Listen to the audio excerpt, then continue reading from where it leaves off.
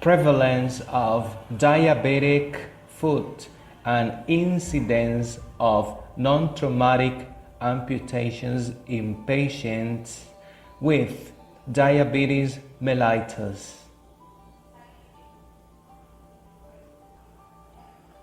Did you know that every 20 seconds a lower limb is amputated due to diabetes?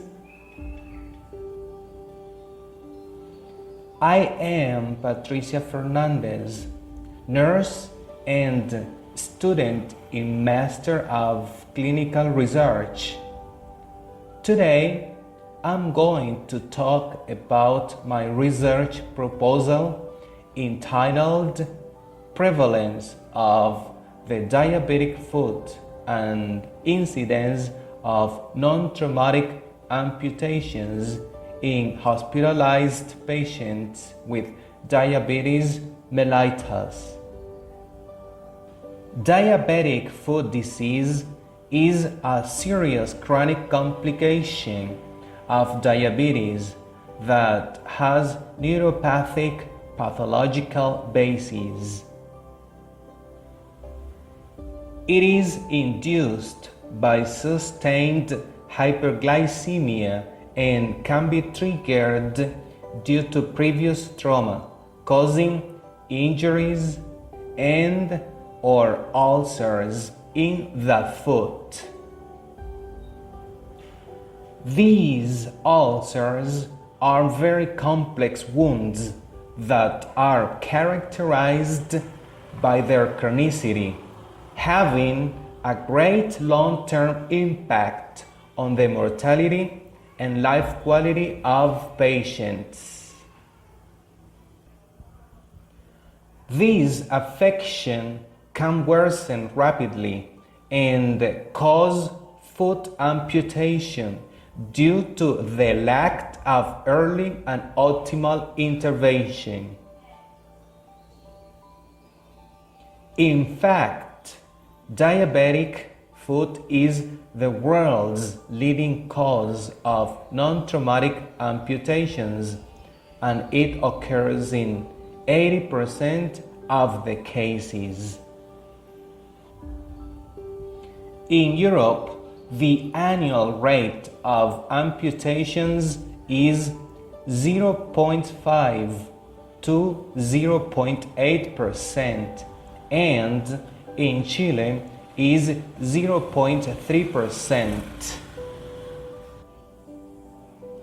Additionally, the National Health Survey published a prevalence of ulcers of 6.8% in patients who reported having presented or consulted for an injury. You may be wondering how important it is to know the prevalence of diabetic foot, and the answer is, it is really important because determining the real incidence can help health institutions to have a better management for this condition, thus reducing the number of amputations.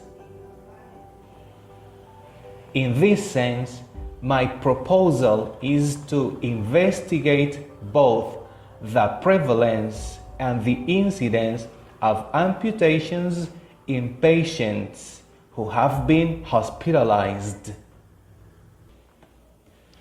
To do that, we will perform a descriptive retrospective study collecting data from clinical registry in San Jose Hospital, which is a public hospital in Santiago and includes patients from 9 communes.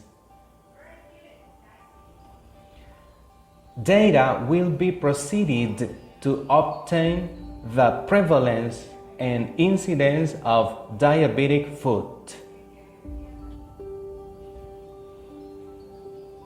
With these real data about how many people have diabetic foot and how new people suffer it, the government and health system can improve their management protocols and increase the monetary resources to prevent and avoid this great complication of the diabetic foot like the one I bring you in this photo. Thanks.